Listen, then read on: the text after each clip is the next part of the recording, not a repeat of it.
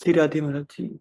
राधा वल्लभ श्री हरिवंश महाराज जी, आपके चरणों में कोटि कोटि प्रणाम। महाराज जी, मैं 15 साल से महादेव विश्वनाथ जी को गुरु मानकर माता काली की सेवा करते हुए शमशान साधना में लगा हुआ था। एकाएक कुछ महीनों से राम जी के नाम से प्रेम हो गया है। शमशान साधनाओं में जो मंतव्य का प्रयोग करता था, कुछ महीने से अब नहीं कर पा रहा हूँ। माला करते हुए मंत्र भूलकर केवल राम नाम ही चलने लगता है। अब राम नाम जपने से आंख से आंसू भी आते हैं, हमेशा रोना चालू होता है। महाराज जी मार्गदर्शन करें, मैं किस दिशा में जाऊं? सही बात ये हुई है कि भगवान भूतेश्वर की आपके ऊपर कृपा हो गई है, जो राम राम तुम्हारे को जपने की रुचि हो गई। बहुत कृपालु हैं भगवान शंकर।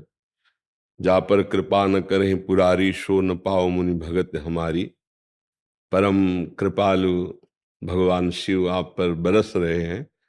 आप जो हृदय में आया उसी में चल दीजिए, कोई प्रश्न नहीं, इस पर कोई विचार नहीं। अपने आराध्य प्रदत्त मार्ग पर विचार नहीं किया जाता, चल दिया जाता है।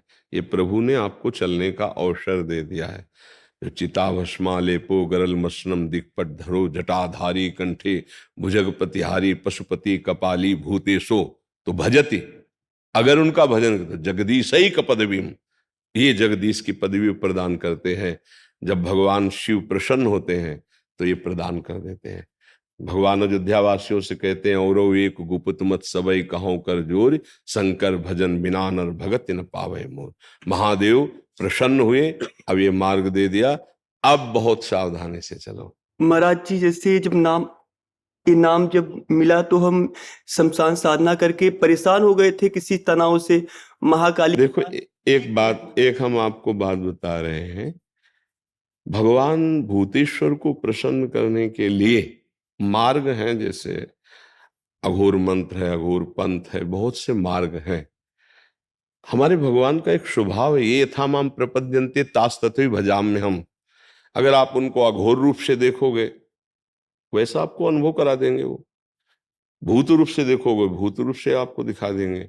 मंत्र सिद्ध करके वासनाओं की कामनाओं की पूर्ति के लिए सिद्ध बनकर पूजने लगोगे, लेकिन भगवत साक्षात्कार नहीं होगा। आज शिव जी की कृपा हुई कि आप भटकने से बच गए और मार्ग आपको मिल गया। इसलिए सौम्य और शांत और पवित्र आहार करते हुए दैन्य भाव से चलोगे तो जीवन कृतार्थ हो जाएगा। हाँ, कब जैसे शिव उपासना में है, जो संभल नहीं पाते हैं तो फिर वो गलत मार्ग का अवलंबन ले लेते हैं, क्योंकि हम काशी में ही रहे, घाटों में ही रहे और उन्हीं के उपासक रहे हैं। फिर वो इसीलिए तो हम आपके पास आए। हाँ, वो अन्य जो नहीं पाना चाहिए वो पाने लगते हैं, जो नहीं पीना चाहिए वो पीने लगते हैं और कहते हैं भगवान शिव हलाहल विष समस्त देवता और भगवान की प्रार्थना स्वीकार की। जिस समय समुद्र मंथन हुआ तो समुद्र मंथन से सबसे पहले हलाहल विष निकला, जो पूरे विश्व को भस्म कर देता। तो स्वयं अजित भगवान श्री हरि समस्त देवता दैत्य भगवान शिव के शरण में गए और जब वंदना की और कहा प्रभु रक्षा करो इस जगत की, क्योंकि आप ही कर सकते हो रक्षा। तो उन्होंने प्रार्थना की और भगवान शिव ने पूरे हलाहल विष को कंठ में रोक लिया और नीलकंठ नाम।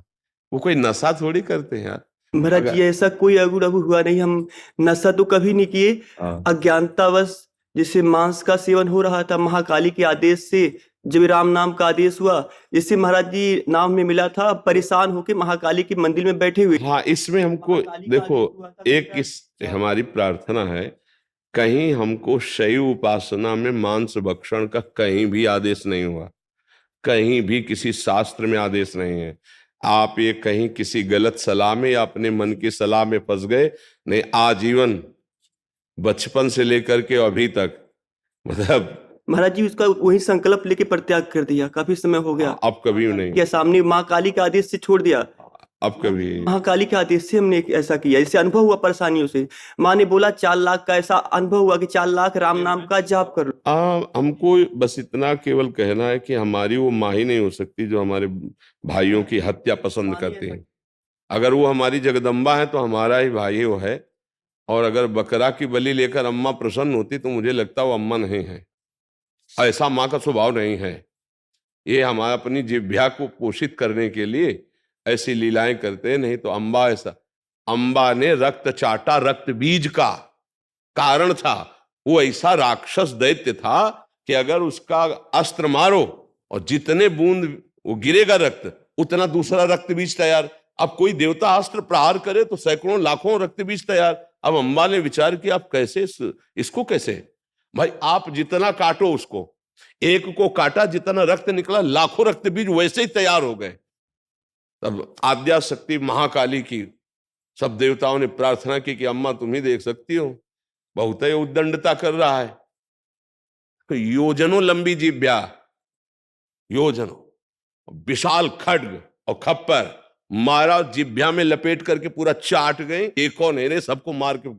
तो अम्बा ने ये किया है अपने बेटों के रक्षा के लिए। ये जो निरीह जीव हैं, तुम्हारे एक चुटकी से ऐसे काटे तो आ करोगे, पर दुख देने वाला कभी सुखी हो जा, किसी की आराधना करता हो, मुझे तो समझ में नहीं आता। आराधना का स्वरूप होता है परिहित सरिष। कोई भी सिद्धांत ऐसा हमें आज तक नहीं मिला, क्योंकि शैव उपासना में हम भी रहे और बहुत अनन्य रहे और कट्टर शैव रहे, कोई मिलावट नहीं रही है। हाँ, ऐसा नहीं कि हम चिता की भस्म नहीं लगाई या काशी के घाटों का सेवन नहीं किया या भस्मीभूत महादेव जी की आराधना नहीं की, पर अभक्षा भक्ष का कहीं भी ऐसा नहीं लिखा। देखो, एक स्थिति होती है, जैसे आद्य गुरु भगवान शंकराचार्य